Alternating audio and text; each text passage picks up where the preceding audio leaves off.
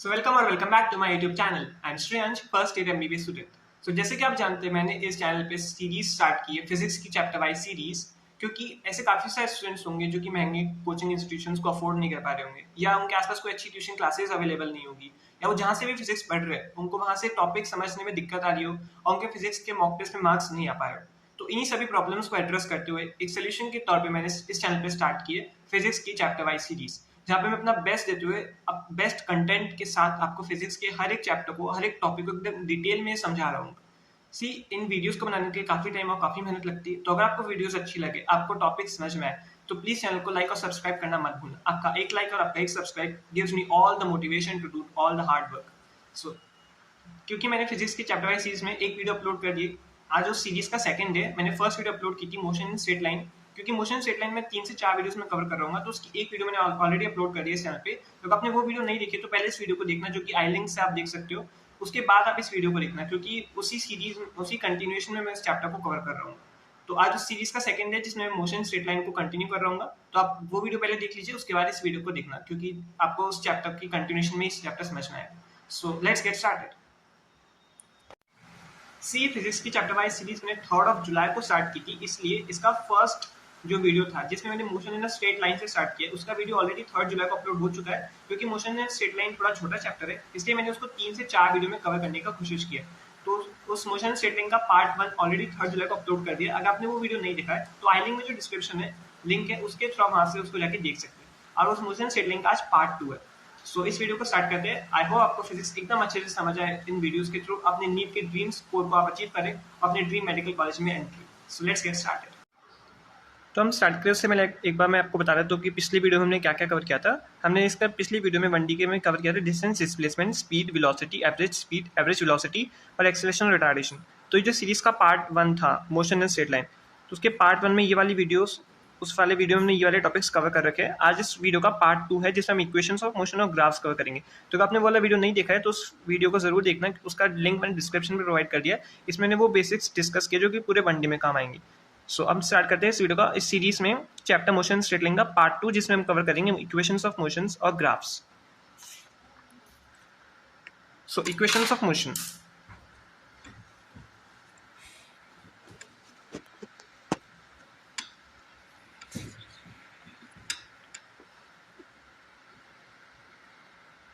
So equations of motions. See, we have 3 equations of motions. First equation of motion is v is equals to u plus at. Second is s is equals to ut plus half at square. And third, v square is equals to u square plus 2as. यहाँ पे v final velocity, u initial velocity, a acceleration, t time और s is distance. Now एक और important ये equation मैंने लिखी है, ये काफ़ी इंपॉर्टेंट है, इसलिए मैंने इन 3 इक्वेशंस के साथ में लिख दी। ये इक्वेशन भी आपको बहुत अच्छे से लर्न होनी चाहिए। डिस्प्लेसमेंट इन nth सेकेंड, कोई भी जैसे एक जर्नी हुई उसमें सेकंड में कितना डिस्प्लेसमेंट हुआ, या फिर पर्टिकुलरली 9th सेकंड में कितना डिस्प्लेसमेंट हुआ, उस फॉर्मूले उसमें इस क्वेश्चन में इस फॉर्मूले को यूज करते हैं। So S N is equals to U plus half A two N minus one. यहाँ एन वो nth सेकंड है। अब इक्वेशंस ऑफ मोशन में क्वेश्चन करते हैं। सी जिस हिसाब से आजकल नीट के पेपर आ रहे, सो उस पेपर्स में आजकल इक्वेशंस ऑफ मोशन जैसे इन इजी फॉर्मुलेस को यूज करके भी क्वेश्चंस बन रहे हैं। जैसे कि मैंने आपके क्वेश्चन लिए 2020 में ही पूछा गया, तो आपके पेपर में भी इक्वेशंस ऑफ मोशंस को यूज करते हुए क्वेश्चन आ सकता है। सो इनको अच्छे से करिएगा। So a ball is thrown vertically downward with a velocity 20 metre per second from the top of a tower. It hits the ground after some time with the velocity 80 metre per second. The height of a tower is. सी आप इस question को मैं आपको समझाऊं उससे पहले एक बार video को पॉज करके आपको ट्राई जरूर करना। सो इस क्वेश्चन में हम स्टार्ट करते हैं सोल्यूशन। सो एक टावर है, उसकी हाइट हमको h है, वो निकालनी हमें गिवन नहीं है। यहाँ पे एक बॉल है, उसको हमने 20 मीटर पर सेकेंड से थ्रो किया है नीचे, तो मतलब u20 हो गया। और वो जो हिट करती है जब बॉल, तो उस टाइम पे उसकी वेलोसिटी कितनी गिवन है क्वेश्चन में, 80 मीटर पर सेकेंड। तो मतलब ये हमको v गिवन है 80 मीटर पर सेकेंड, और क्वेश्चन में हमको g acceleration due to gravity 10 meter per second square given है। हमको निकालनी h हाइट ऑफ टावर, तो हम इसमें यूज करेंगे third equation of motion, v square equals to u square plus 2as। v square कितना हो जाएगा, 80 square that is 6400 equals to u square that is 20 का square that is 400 plus 2 into acceleration due to gravity 10 into s, जो कि s निकालना है। तो 400 को लेके जाएंगे तो 6000 इज इक्वल्स टू 20s। इससे हमारा s कितना निकल के आएगा, 300 metre. That is option number C 300 metre. ठीक है, अब हम करते हैं हमारा next topic that is graphs. See हम ग्राफ्स में 3 टाइप के ग्राफ पढ़ेंगे, X T graph, V T graph और ए टी ग्राफ। तो सबसे पहला ग्राफ है एक्स टी ग्राफ। सी ये एक्स टी ग्राफ है, यहाँ पे हमने वाई एक्सिस पे एक्स यानी डिस्टेंस लिया और नीचे एक्स एक्सिस पे हमने टाइम लिया टी। तो इस ग्राफ का जो लेट सपोज ऐसे ही कोई लाइन बनी है इस ग्राफ में और ये एंगल थीटा है। ठीक है, अब इस हम थीटा के लिए टेन थीटा लिखेंगे तो कितना होगा? टेन थीटा क्या होता है? Perpendicular upon base. तो इस ट्राइंगल को हम देखेंगे तो इसमें परपेंडिकुलर क्या होगा? ये वाला डिस्टेंस, और ये कितना है? ये इसके बराबर है, और यहाँ पे क्या है? एक्स। तो परपेंडिकुलर हो गया एक्स, और नीचे बेस में क्या होता है? ये बेस है। ये बेस हमको इस ग्राफ में क्या दिख रहा है? टी। तो इसलिए हमने लिख दिया बेस में टी। तो टेन थीटा कितना हो गया? एक्स अपॉन टी, और एक्स अपॉन टी हमको पता है क्या होता है? वेलोसिटी। ये तो बहुत बेसिक फॉर्मूला है, distance upon time is velocity. तो इसलिए जो टेन थीटा होगा एक्स टी ग्राफ में वेलोसिटी होगा। ठीक है, और टेन थीटा क्या होता है? स्लोप। इसलिए जो एक्स टी ग्राफ का जो स्लोप होता है वही वेलोसिटी होती है। ठीक है, अब इस एक्स टी ग्राफ के कुछ इंपॉर्टेंट केस हम देख लेते हैं। सी एक्स टी ग्राफ में अगर ऐसी सीधी लाइन बनी हुई है तो इस सीधी लाइन का मतलब ये होता है कि बॉडी रेस्ट पे है, उसने कोई डिस्टेंस या डिस्प्लेसमेंट कवर नहीं किया है, वो मोशन में नहीं है, वो बॉडी रेस्ट पे है। रेस्ट पे क्यों है? क्योंकि लेट्स सपोज यहाँ पे कोई 2 मीटर का डिस्टेंस होता तो वो 2 मीटर ही रहा, वो 2 मीटर से कोई आगे बढ़ा ही नहीं। अगर वो लाइन ऊपर जाती तो इसका मतलब होता है कि उसने कोई डिस्टेंस कवर किया, बट अगर क्योंकि लाइन सीधी है इसका मतलब वो बॉडी रेस्ट पे है। अगर एक्स टी ग्राफ की लाइन ऐसे हमको गिवन है सीधी आगे बढ़ती हुई एकदम स्ट्रेट लाइन, और उस एंगल जो एंगल थीटा गिवन है वो 30 डिग्री है, तो इसका मतलब ये होता है कि जो वेलोसिटी है, हमको वेलोसिटी पता है एक्स टी ग्राफ की टेन थीटा होती है, और टेन यहाँ पे वेलोसिटी कांस्टेंट भी होगी और पॉजिटिव भी होगी। कांस्टेंट क्योंकि क्योंकि स्ट्रेट लाइन है, और पॉजिटिव इसलिए क्योंकि यहाँ पे थीटा 90 डिग्री से कम है, इसलिए यहाँ पे बी क्या हो जाएगा? 1030 डिग्री। और 1030 कितना होता है? 1/√3। तो इसलिए इस केस में वेलोसिटी की जाएगी 1/√3। अब हम नेक्स्ट केस लेते हैं। अब एक्स टी ग्राफ में लाइन हमको ऐसे गिवन है और इसका थीटा कितना है? 120 डिग्री। तो इसकी वेलोसिटी थीटा यानी 10/120, और 10/120 कितना होता है? Minus of 1060। इसलिए इसकी वेलोसिटी कितना आ जाएगी? -√3।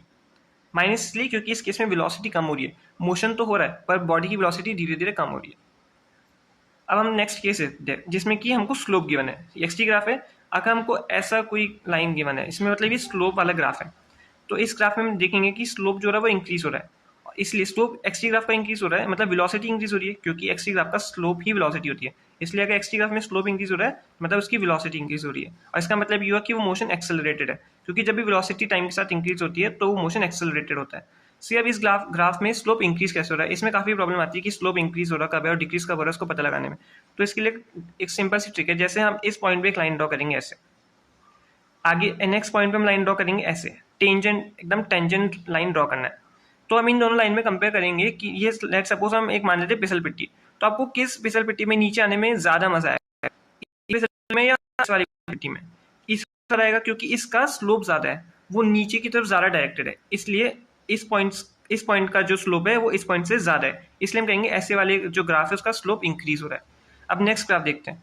सी इस ग्राफ का हम देखेंगे तो उसका स्लोप डिक्रीज हो रहा है। अब इसका स्लोप डिक्रीज क्यों हो रहा है उसी मेथड से हम पता लगाएंगे। इस पॉइंट पे हमने एक टेंजेंट ड्रॉ किया, नेक्स्ट वाले पॉइंट पे एक और टेंजेंट ड्रॉ किया, तो इस वाली फिसल पिट्टी से नीचे आने में ज्यादा मजा आएगा या फिर इस वाली से? इसी वाली से ज्यादा मजा आएगा क्योंकि इस वाली लाइन का स्लोप ज्यादा है। तो हम जब जैसे आगे बढ़ रहे हैं तो स्लोप डिक्रीज हो रहा है, ऐसे हमने पता लगा। तो इस वाले ग्राफ में अगेन स्लोप डिक्रीज हो रहा है, और एक्स टी ग्राफ का स्लोप डिक्रीज हो रहा है, मतलब उस मोशन की वेलोसिटी डिक्रीज हो रही है। और जैसी टाइम के साथ अगर वेलोसिटी डिक्रीज होती है तो उसका मतलब ये होता है कि मोशन इज रिटार्डेड। तो ऐसे हम पता लगा सकते हैं एक्स टी ग्राफ के अगर गिवन है तो मोशन एक्सेलरेटेड है या मोशन रिटार्डेड है। हम एक और लास्ट केस देखते हैं एक्स टी ग्राफ का, काफी इंपॉर्टेंट। सी अगर ऐसा एक्स टी ग्राफ हमको गिवन है, ऐसा ऐसा कुछ गिवन है, तो इस ग्राफ को देखते ही हमें पता चल जाएगा कि ऐसा ग्राफ पॉसिबल नहीं है। ऐसा ग्राफ पॉसिबल क्यों नहीं है? सी लेट्स सपोज हमने एक वाली लाइन ड्रॉ की, तो इस वाली लाइन के हम देखेंगे तो एक टाइम पे हमारे पास दो पोजीशन आ रही है, एक पोजीशन ये, एक पोजीशन ये। लेट सपोज ये 2 मीटर की पोजीशन है और लेट सपोज ये 5 मीटर की पोजीशन है। तो एक ही टाइम पे एक बॉडी 2 मीटर पे भी और 5 मीटर पे भी, ऐसा तो हो नहीं सकता क्योंकि एक टाइम पे या तो बॉडी 2 मीटर पे होगी या फिर 5 मीटर पे, बट यहाँ पे एक ही टाइम पे हमको दो पोजीशंस मिल रही है एक बॉडी की, इसलिए ऐसा एक्स टी ग्राफ पॉसिबल नहीं होता है। सी अब हम एक एक्स टी ग्राफ पे क्वेश्चन कर लेते हैं। सी यहाँ पे हमको हर एक सेगमेंट की हम वेलोसिटी निकालेंगे, इस वाले सेगमेंट की, इस वाले सेगमेंट में क्या बॉडी की वेलोसिटी है, और इस वाले सेगमेंट में, और लास्टली इस वाले सेगमेंट में। तो हम इसको लेबल कर देते हैं एस ओ, इसको A, B, C and this is D. ठीक है, अब हम लेट सपोज इस वाले सेक्शन को देख रहे हैं, ये पॉइंट ए और ये पॉइंट ओ, ये पॉइंट ओ और ये point A.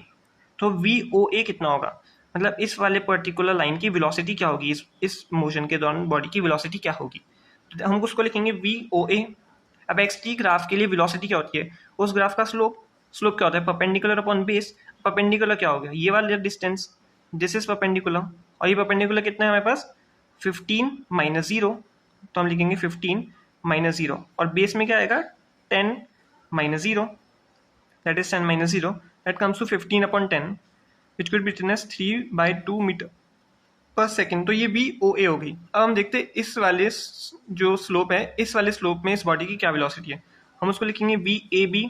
We A B क्या होगा perpendicular upon base, perpendicular upon base. अब इस वाले जो लाइन है इसका परपेंडिकुलर क्या होगा, ये होगा इसका परपेंडिकुलर 25 माइनस 50। अब यहाँ पे 25 माइनस जीरो नहीं होगा क्योंकि ये लाइन अब यहाँ पे 15 से स्टार्ट हो रही है, इसलिए 25 माइनस 15, तो हम लिखेंगे 25 माइनस 15 अपॉन में इसका बेस तो ये होगा 20 माइनस 10। अब अगेन यहाँ पे 20 माइनस जीरो नहीं होगा, 20 माइनस 10 होगा क्योंकि ये लाइन यहाँ से लेके यहाँ तक है, इसलिए हम इसका लिखेंगे 20 माइनस 10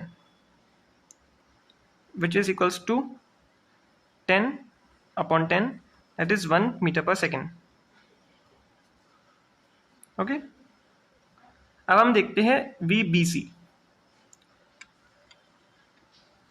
इस वाले ग्राफ में इसकी वेलोसिटी क्या होगी, तो वी बी सी क्या होगी, सी वी बी सी यहाँ पे जीरो होगी। अब वी बी सी जीरो क्यों है, क्योंकि वेलोसिटी एक्स टी ग्राफ का जो स्लोप होता है वो वेलोसिटी होती है। अब बीसी लाइन में तो कोई स्लोप आया ही नहीं, वो तो एकदम स्ट्रेट हॉरिजॉन्टल लाइन है। स्लोप तो तब आता है जब लाइन थोड़ी सी ऊपर उठती है, ऐसे या ऐसे या ऐसे कैसे भी, बट क्योंकि लाइन स्ट्रेट चलेगी तो इसलिए इस टाइम वेलोसिटी जीरो होगी। वेलोसिटी जीरो मतलब बॉडी रेस्ट पे होगी। हमने देखा ही था अभी कुछ टाइम पहले कि एक्स टी ग्राफ में अगर ऐसे लाइन सीधी है तो इसका मतलब ये कि बॉडी रेस्ट पे है, और रेस्ट पे है तो वेलोसिटी है ही नहीं, तो इसलिए वी बी सी हो जाएगी जीरो। अब नेक्स्ट हम देखते हैं वी सी डी। इस वाले टाइम में इसकी वेलोसिटी क्या होगी, सी बी सी डी क्या होगी परपेंडिकुलर अपॉन बेस। अब इसमें परपेंडिकुलर क्या होगा 25 माइनस जीरो, क्योंकि ये लाइन यहाँ से शुरू की एकदम नीचे तक आ रही है इस ग्राफ तक, तो इसलिए 25 माइनस जीरो, ये हो गया इसका परपेंडिकुलर। और इसमें बेस क्या होगा, इसमें बेस होगा 50 माइनस 35, क्योंकि लाइन जब आप सी से परपेंडिकुलर ड्रॉप करोगे तो वो 35 पे आके मिल रहा है, तो इसलिए 50 माइनस में 35, ये हो जाएगा इस ग्राफ का बेस। तो यहाँ पे लिखेंगे 50 माइनस 35, और यहाँ पे इंपॉर्टेंट बात ये कि यहाँ पे साइन माइनस आएगा। माइनस क्यों आएगा, क्योंकि लाइन नीचे जा रही है। एक्स ग्राफ में जब भी लाइन ऐसे कोई नीचे की तरफ हो, जैसे हमने पिछले केस में देखा था कुछ देर पहले कि अगर ऐसे ग्राफ है तो ये थीटा 120 डिग्री है, 120 डिग्री, तो इस केस में इसकी वेलोसिटी क्या आई थी, v equals to minus 1060 degree which is equals to minus √3। तो मतलब ऐसे जब लाइन आती है एक्स ग्राफ में उस केस में इसकी वेलोसिटी माइनस में होती है। अब माइनस का मतलब ये कि बॉडी ने डायरेक्शन रिवर्स कर लिया है। इस केस में हम देखें तो बॉडी जब इस यहाँ तक वेलोसिटी पॉजिटिव है, सी ए से ओ से लेके सी तक बॉडी की वेलोसिटी पॉजिटिव है, इसका मतलब ये है कि बॉडी ए की डायरेक्शन में जा रही है ओ से लेके सी पॉइंट तक, सीधा सीधा एकदम ए की डायरेक्शन में। बट जैसे ही बॉडी सी से लेके सी पॉइंट पे पहुंची, ये ओ है, ये ओ है, ये सी है, सी पॉइंट पे जैसी बॉडी पहुंची तो उसने अपना डायरेक्शन ऑफ मोशन चेंज कर लिया, रिवर्स कर लिया, इसीलिए सी से लेके डी में इसकी वेलोसिटी नेगेटिव होगी। तो अब हम वी सी डी लिखेंगे minus of 25 minus 0 upon 50 minus 35, that is 25 upon 15 meter per second. ये आ गई वी सी डी। अब हम इसी ग्राफ में एक और क्वेश्चन सॉल्व करते हैं, इसमें नेट डिस्प्लेसमेंट कितना होगा। सी नेट डिस्प्लेसमेंट इसमें कितना होगा, नेट डिस्प्लेसमेंट इस ग्राफ में होगा जीरो। जीरो क्यों होगा, क्योंकि इस बॉडी ने यहाँ से अपना मोशन स्टार्ट किया जीरो से, और ये ऊपर गई, ऊपर गया, ऊपर गया, और वापस जीरो पे आ गया।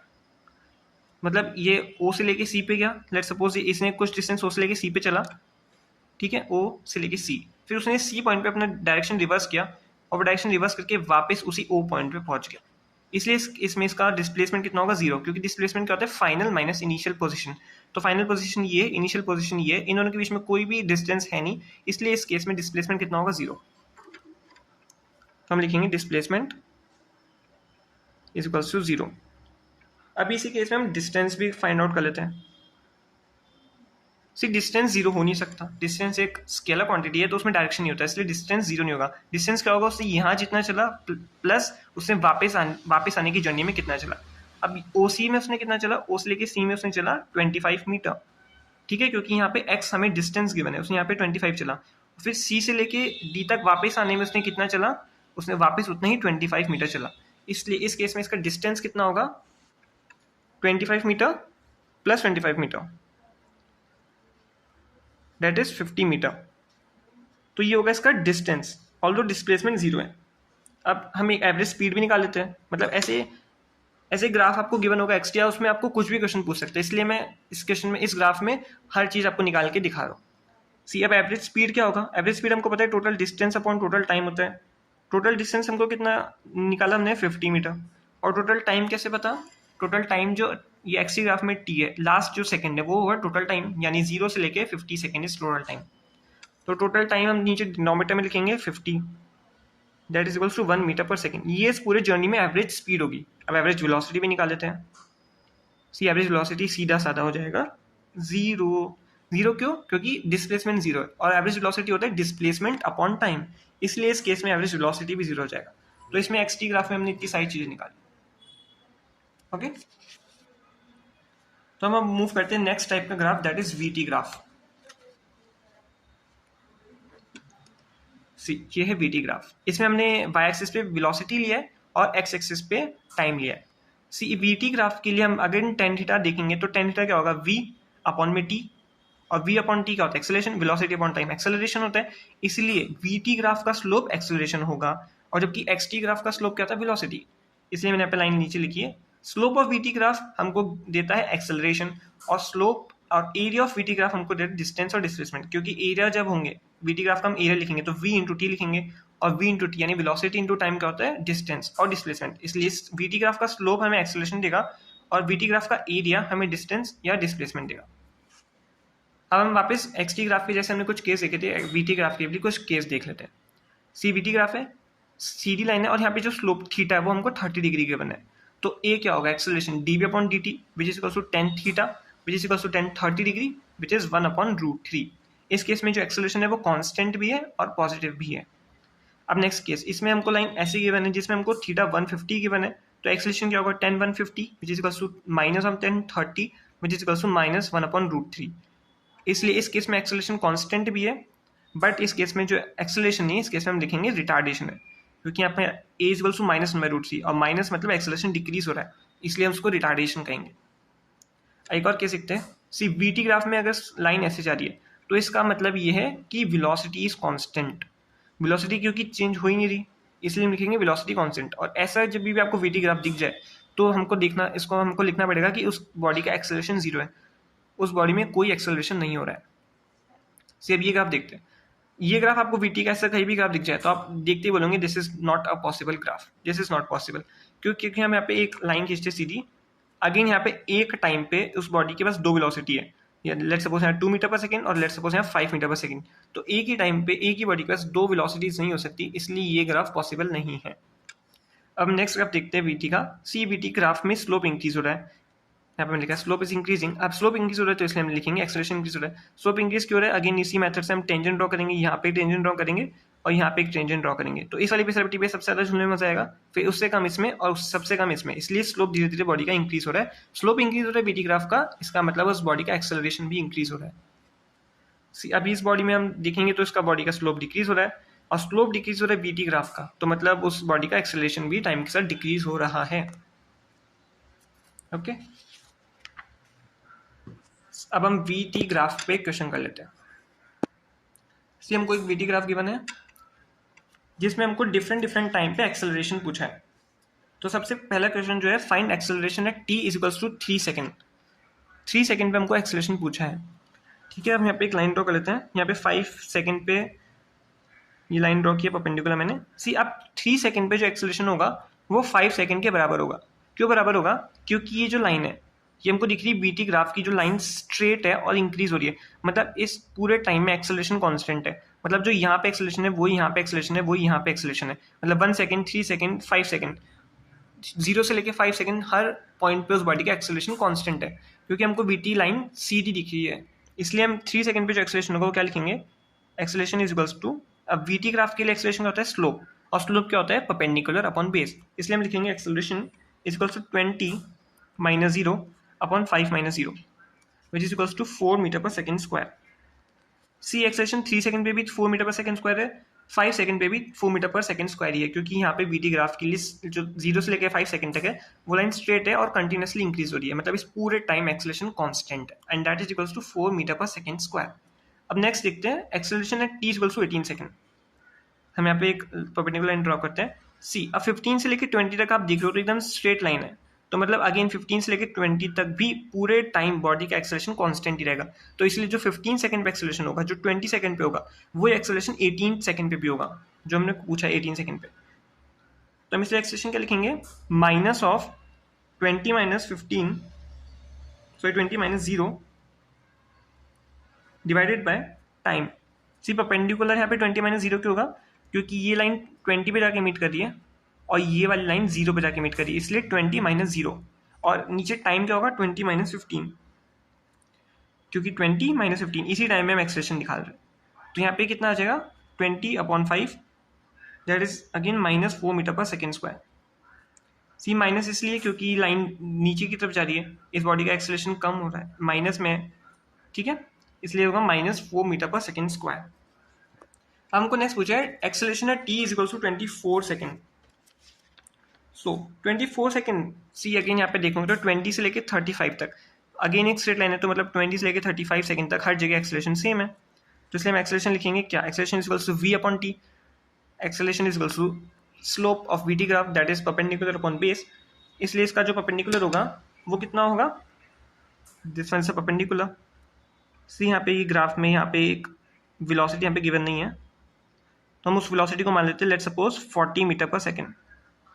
यहाँ पे वेलोसिटी हमको चाहिए क्योंकि यहाँ पे हमको v जो परपेंडिकुलर है एक्सेलरेशन जो होगा वीटी ग्राफ का slope that is v upon T, तो जो वेलोसिटी है उसके लिए हमको यहाँ पे कुछ वैल्यू तो चाहिए, इसलिए हमें आपको गिवन नहीं थी, इसलिए हम let suppose 40 metre per second मान लेते हैं।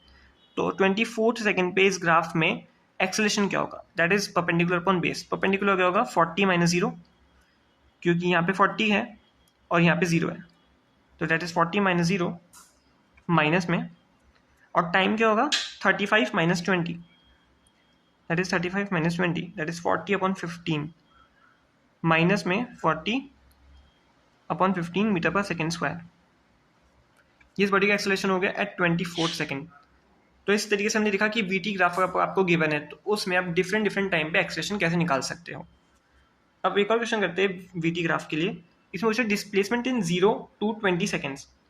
सी हमने देखा था कि जो वीटी ग्राफ का एरिया होता है वही उस ग्राफ का डिस्प्लेसमेंट होता है, तो 0 से लेकर 20 सेकेंड जो ग्राफ है इसका एरिया होगा वही इस केस में इसका डिस्प्लेसमेंट होगा।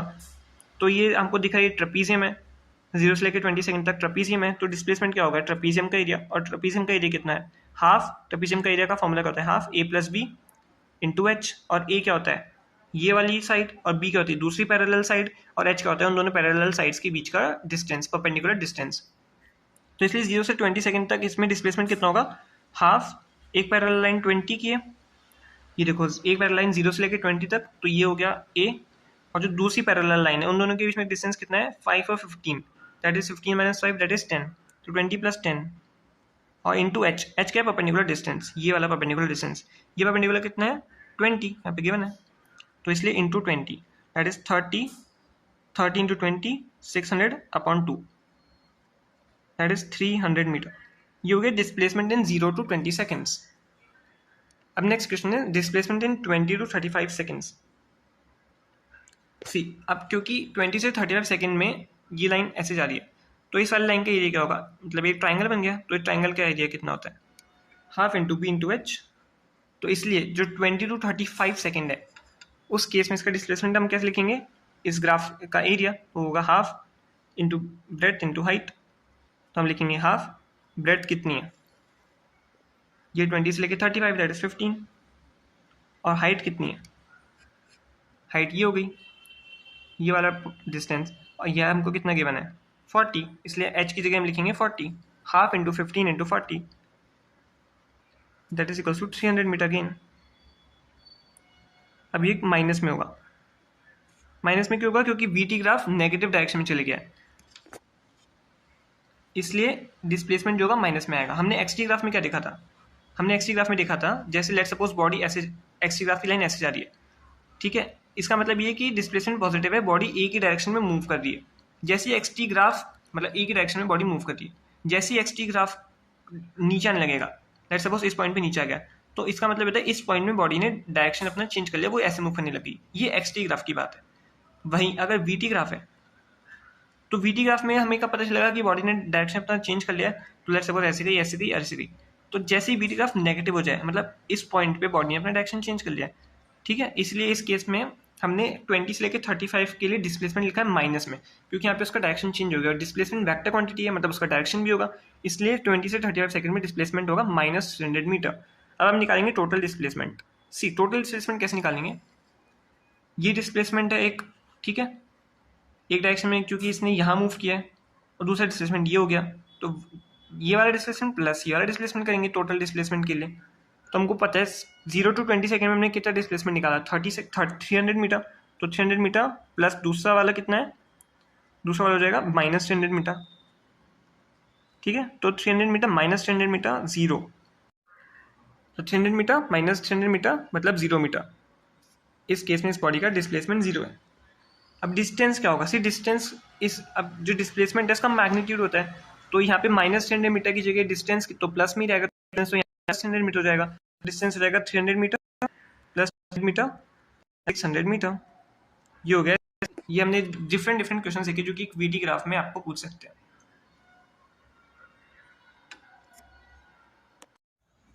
तो आज की वीडियो के जो नेक्स्ट टॉपिक्स बचे वो है एक्सेलरेशन टाइम ग्राफ यानी एटी ग्राफ, और जो हमने पढ़ा उससे रिलेटेड कुछ इंपॉर्टेंट क्वेश्चंस।